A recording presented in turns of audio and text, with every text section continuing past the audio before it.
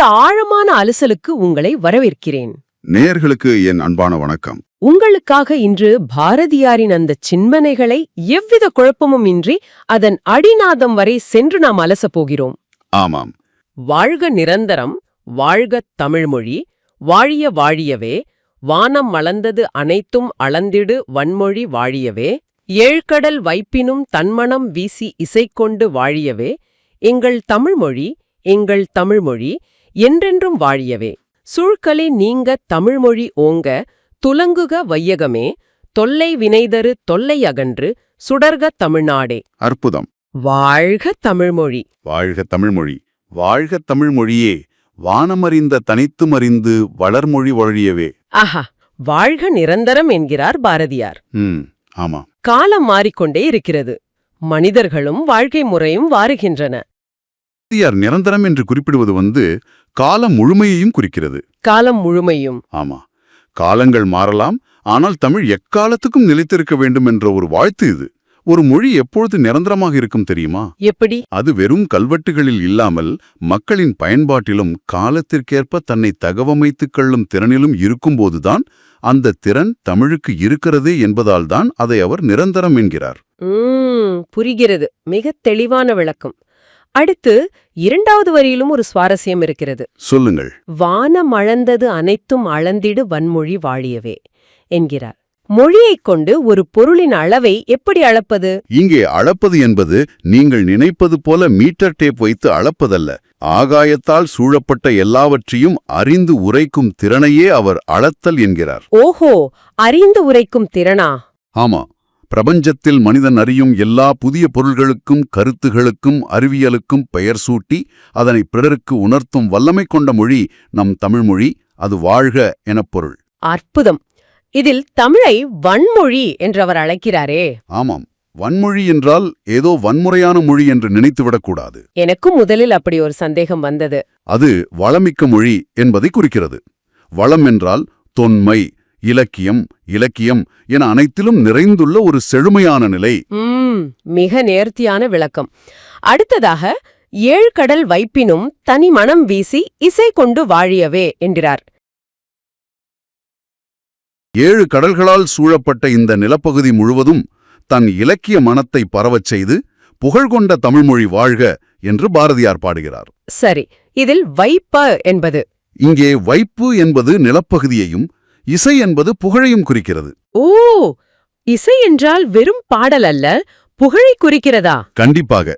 தமிழ் வெறும் தமிழ்நாட்டோடு சுருங்கி விடாமல் உலகம் முழுவதும் உள்ள நிலப்பரப்புகளில் தன் புகழை பரப்ப வேண்டும் என்ற ஒரு தொலைநோக்கு பார்வை இது.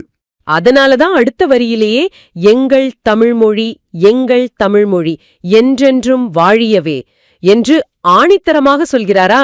ஆமாம். உலகம் உள்ள வரையிலும் எங்கள் தாய்மொழி வாழ்க என தன் பெருமிதத்தை பதிவு செய்கிறார். வெறும் வார்த்தைகள் அல்ல, அது அறியாமை இருளை போக்கும் ஒரு சுடர் என்பதை பாரதியார் எவ்வளவு அழகாக சொல்கிறார். அதைத்தான் சொல்கின்றன. ஆமாம். சூழ்களி நீங்க தமிழ்மொழி ஓங்க, துலங்குக வையகமே. அதாவது உலகெங்கும் சூழ்ந்துள்ள அறியாமை இருள் நீங்கட்டும், அதனால் தமிழ் மேன்மையுற்று உலகம் சிறப்படைகிறென்கிறார். மொழியை ஒரு வெளிச்சமாக பார்க்கும் அந்த பார்வைதான் பாரதியாரின் தனித்துவம். இங்கே சூழ்களி என்பது சூழ்ந்துள்ள அறியாமை இருளை குறிக்கிறது. சூழ்களி என்றால் இருள். சரி. மனிதனுக்கு மொழி தெரியாத வரை அவன் சிந்தனை இருண்டுதான் கிடக்கும். மொழிதான் அவனுக்கு உலகை அறிமுகப்படுத்தும் முதல் வெளிச்சம். அறியாமை விலகினால் அறிவொளி வீசும் என்பதைத்தான் அடுத்த வரியும் உணர்த்துகிறது. அதாவது தொல்லை வினைதரு தொல்லை அகன்று சுடர் தமிழ்நாடே என்றவரையா? ஆமாம். தொல்லை என்றால் இங்கே என்ன? அதுதான் பாரதியாரின் அந்த முற்போக்கு சிந்தனை. இங்கே தொல்லை என்ற சொல்லுக்கு பழமை என்றும் துன்பம் என்றும் 2 பொருள்கள் உள்ளன. காலத்திற்கு ஒவ்வாத பொருந்தாத பழைய கருத்துகளால் உண்டாகும் துன்பங்கள் நீங்கி தமிழ்நாடு ஒளிர்க என்று வாழ்த்துகிறார். இறுதியாக வானம் அறிந்த தனைத்தும் அறிந்து வளர்மொழி வாழியவே என்று முடிக்கிறாரே. வானம் வரை உள்ளடங்கியுள்ள எல்லா பொருள்முகளையும் அறிந்து நாளுக்கு நாள் மேலும் வளரும் தமிழ்மொழி வாழ்க என்று பாடி முடிக்கிறார். முன்பு வன்மொழி என்றார். ஆமாம், இப்போது வளர்மொழி என்கிறார். காலத்திற்கேற்ப புதிய புதிய சொற்களையும் கருத்துகளையும் உள்வாங்கி வளரும் தன்மையை பெற்றதாலதான் அது நிரந்தரமாக வாழ்கிறது. அந்த சங்கிலித் தொடரை மிக அழகாக இணைத்து முடிக்கிறார். மிகவும் ஆழமான விளக்கம். சரி, இவ்வளவு கூர்மையான சமூக பார்வையுடன் கூடிய வரிகளை எழுதிய பாரதியாரைப் பற்றி நாம் சற்று விரிவாக தெரிந்து கொள்ள வேண்டும். கண்டிப்பாக. அவர் கவிஞர் என்பது அனைவருக்கும் தெரியும். ஆனால் அதை தாண்டியும் அவர் பல தலங்களில் இயங்கியவர் அல்லவா? ஆமாம். பாடப்பகுதியில் உள்ள நூல்வழித் தகவல்களை நாம் கூர்ந்து கவனித்தால் சுப்பிரமணிய பாரதியாரின் பன்முக ஆற்றல் விளங்கும். அவர் வெறுமனே அறையில் அமர்ந்து கவிதை எழுதியவர் அல்ல. சரி, வேறு என்னவாக இருந்தார்?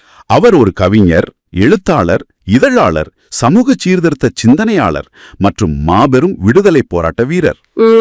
ஆமாம். அவருடைய பேனாவும் கவிதைகளும் விடுதலைப் போராட்டத்திற்கு பெரும் உந்து சக்தியாக இருந்தன. ஒரு எழுத்தாளனால் எப்படி விடுதலைப் போராட்டத்தை கட்டமைக்க முடிந்தது? இதழியல் மூலமாக. அவர் இந்தியா, விஜயா போன்ற இதழ்களை மிகத் திறமையாக நடத்தி மக்கள் மத்தியில் சுதந்திர வேட்கையை, விடுதலைப் போருக்கு வித்திட்டவர் அவர். ஓஹோ, இந்தியா, விஜயா இரண்டுமே அவர் நடத்திய இதழ்கள்தானா? ஆமாம். மேலும் கவிதைகள் மட்டுமன்றி உரைநடை நூல்களையும் அவர் படைத்துள்ளார். சந்திரிகையின் கதை, தராசு போன்ற உரைநடை நூல்கள் மிக குறிப்பிடத்தக்கவை.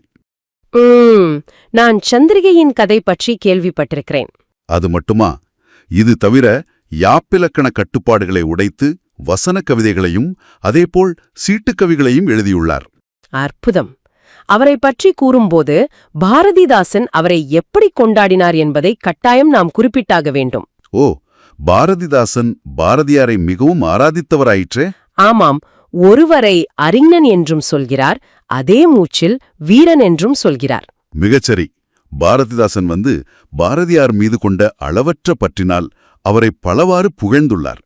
சிந்துக்குத் தந்தை, செந்தமிழ் தேனி, புதிய அறம்பாட வந்த அறிஞன், மரம்பாட வந்த மறவன் என்றெல்லாம் பாரதிதாசன் இவரை புகழ்ந்துள்ளார். ஒவ்வொரு சொல்லும் ஒரு வைரக்கல் போல இருக்கிறது. ஆமா. இனச்சொற்பொடர்கள் பாரதியாரின் ஆளுமையை முழுமையாக படம் பிடித்து காட்டுகின்றன. நாம் இன்று அலசிய இந்த தமிழ்மொழி வாழ்த்து பாடல் பாரதியார் கவிதைகள் என்னும் தொகுப்பில்தான் இடம்பெற்றுள்ளது. அருமை. இதே பாடப்பகுதியிலேயே து. அரங்கன் அவர்கள் எழுதிய செந்தமிழ் அந்தாதி பாடலின் சுருக்கமும் ஒரு பெட்டிச் செய்தியாக கொடுக்கப்பட்டுள்ளது. ஆமாம், அதுவும் மிக முக்கியமான ஒன்று. அதில் தமிழ் எங்கள் உயிர், மெய், அறம் போன்ற பயிர், இன்பம், அன்புத்தரு, வீரம், காதல், ஈசன் அடிக்குடில் ஆரம் என்று தமிழை பல உயர்ந்த நெறிகளுடனும் பண்புகளுடனும் அவர் ஒப்பிட்டு பாடியுள்ளார். அன்புத்தரு என்றால் மரத்தை குறிக்கிறது. இதுவும் மொழியின் சிறப்பை பறைசாற்றும் மற்றுமொரு சான்றாகும். நேயர்களே, இதுவரை நாம் பார்த்த இந்த ஆழமான கருத்துக்களை உங்கள் மனதில் நிரந்தரமாக பதிய வைக்க நாங்களே ஒரு சிறிய நினைவாற்றல் விளையாட்டை விளையாடப் போகிறோம். இது ஒரு வகையான விரைவு கேள்வி பதில் அங்கம். முதல் சுற்று, அடிப்படை மற்றும் சொல்பொருள் அறிவோம். கேள்வி 1. மொழி என்பது எதனை அறிவிக்கும் கருவி? மொழி என்பது கருத்தை அறிவிக்கும் கருவி. அருமை. மொழி மக்களின் எதனுடன் நெருங்கிய தொடர்புடையது? பண்பாட்டுடன் நெருங்கிய தொடர்புடையது. தமிழர்கள் தமிழை எவ்வாறு கருதி போற்றுகின்றனர்? தங்கள் உயிராக கருதி போற்றுகின்றனர். மிகச்சரி. இப்போது பாடலில் வந்த கடினமான சொற்கள், அதற்கான தூய தமிழ் பொருளை சுருக்கமாக சொல்லுங்கள். நிரந்தரம், காலம் முழுமையும். அடுத்தது வைப்பு. வைப்பு என்றால் நிலப்பகுதி. சூழ்களி, சூழ்ந்துள்ள அறியாமை இருள். வன்மொழி, வன்மொழி என்பது வளமிக்க மொழி. இசை. இசை என்றால் புகழ். தொல்லை. இது நாம் விவாதித்ததுதான். ஆமாம். தொல்லை என்றால் பழமை மற்றும் துன்பம் என இரு பொருள்படும். மிகச்சரியான பிடி. இப்போது 2வது சுற்றுக்கு செல்வோம். பாடலின் பொருள் சார்ந்த வாக்கியங்களை நான் பாதியிலேயே விடுகிறேன், நீங்கள் முழுமைப்படுத்துங்கள். சரி, கேளுங்கள். எக்காலத்தும் நிலை பெற்று வாழ வேண்டிய மொழி எது? தமிழ்மொழி. ஆகாயத்தால் சூழப்பட்ட எல்லாவற்றையும் அறிந்து உரைக்கும் மொழி எது? அதுவும் தமிழ்மொழிதான். 7 கடல்களால் சூழப்பட்ட நிலப்பகுதி முழுவதும் எதனை பரவச் செய்ய வேண்டும் என்கிறார் பாரதியார்? தன் இலக்கிய மனத்தை பரவச் செய்ய வேண்டும். இந்த தமிழ்மொழி எதுவரையிலும் வாழ வேண்டும்? உலகம் உள்ளவரையிலும் வாழ வேண்டும். எங்கும் சூழ்ந்துள்ள எது நீங்க வேண்டும்? அறியாமை இருள் நீங்க வேண்டும். அந்த அறியாமை இருள் நீங்குவதால் தமிழ்மொழி என்ன அடையும்? தமிழ்மொழி மேன்மையுற்று உலகம் முழுதும் சிறப்படையும். பொருந்தாத பழைய கருத்துகளால் உண்டாகும் எவை நீங்க வேண்டும்? துன்பங்கள் நீங்க வேண்டும். அந்த துன்பங்கள் நீங்கி எது ஒளிர வேண்டும்? தமிழ்நாடு ஒளிர வேண்டும். இறுதியாக, வானம் வரை உள்ளடங்கியுள்ள எல்லா பொருண்மைகளையும் அறிந்து வளரும் மொழியது. அது நம் தமிழ் மொழிதான். மிகச்சிறப்பு. பாடலின் முழு பொருளும் இதில் அடங்கிவிட்டது. இப்போது 3வது சுற்று, ஆசிரியர் குறிப்பு. ஆமாம், பாரதியார் பற்றியது. தமிழ்மொழி வாழ்த்து பாடலை எழுதியவர் யார் என்று கேட்டால் சிறு குழந்தை கூட சி. சுப்பிரமணிய பாரதியார் என்று சொல்லிவிடும். ஆனால் அவருடைய பன்முக ஆற்றல்களை பட்டியலிட முடியுமா? கண்டிப்பாக. அவர் கவிஞர், எழுத்தாளர், இதழாளர், சமுதாய சீர்திருத்த சிந்தனையாளர் மற்றும் மாபெரும் விடுதலை போராட்ட வீரர். பாரதியார் நடத்திய இதழ்கள் யாவை? இந்தியா மற்றும் விஜயா. விடுதலை போருக்கு வித்திட்ட பாரதியாரின் செயல் எது? அவர் இந்த இதழ்களை மிக திறமையாக நடத்தியதுதான். அவருடைய உரைநடை நூல்கள் எவை? சந்திரிகையின் கதை, தராசு. கவிதைகள் மட்டுமன்றி வேறு எவற்றையும் பாரதியார் எழுதியுள்ளார்? வசன கவிதைகளையும் சீட்டு கவிகளையும் எழுதியுள்ளார். இப்போது பாரதிதாசன் இவரை புகழ்ந்த அந்த சிறப்பு பெயர்களை ஒரு சிறிய வினாடி வினா போல் கேட்கிறேன்.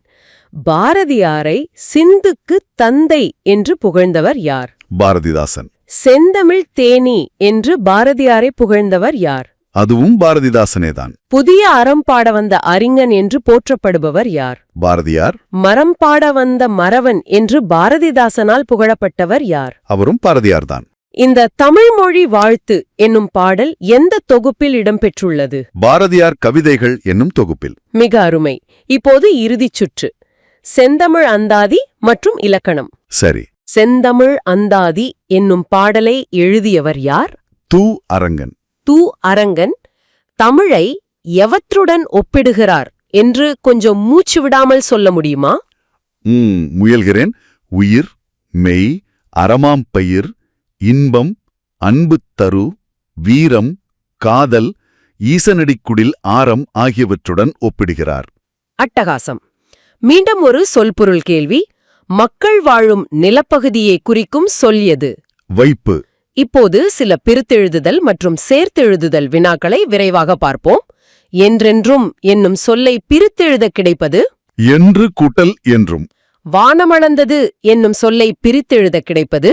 வானம் கூட்டல் அளந்தது. அறிந்தது கூட்டல் அனைத்தும் என்பதனை சேர்த்தெழுத கிடைக்கும் சொல்? அறிந்ததனைத்தும். வானம் கூட்டல் அறிந்த என்பதனை சேர்த்தெழுத கிடைக்கும் சொல்? வானமறிந்த. தமிழ் எங்கு புகழ் கொண்டு வாழ்கிறது? 7 கடல்களால் சூழப்பட்ட நிலப்பகுதி முழுவதும். தமிழ் எவற்றை அறிந்து வளர்கிறது? வானம் வரை உள்ளடங்கியுள்ள எல்லா பொருண்மைகளையும் அறிந்து. பாரதியார் தமிழை வன்மொழி என்று அழைக்க காரணம் என்ன? வன்முறைக்கும் இதற்கும் தொடர்பில்லையே. இல்லை, வன்மொழி என்றால் ஆகாயத்தால் சூழப்பட்ட எல்லாவற்றையும் அறிந்து உரைக்கும் வளமிக்க மொழி என்பதால் பாரதியார் தமிழை அப்படி அழைக்கிறார். மிக தெளிவான பதில். இதோ கடைசி கேள்வி, இலக்கணம் சார்ந்தது. தமிழ்மொழி வாழ்த்து பாடலில் இடம்பெற்றுள்ள மோனை சொற்களுக்கு ஒரு எடுத்துக்காட்டு சொல்லுங்க பாப்போம். முதல் எழுத்து ஒன்றி வருவது மோனை. எடுத்துக்காட்டாக வாழ்க மற்றும் வாழிய. அதேபோல வானமளந்தது மற்றும் வன்மொழி. மிக அருமை. நேர்களே, இந்த விரைவு வினாவிடை அங்கத்தின் மூலம் முழு பாடப்பகுதியும் உங்கள் விரல் நுனிக்கு வந்திருக்கும் என்று நம்புகிறேன்.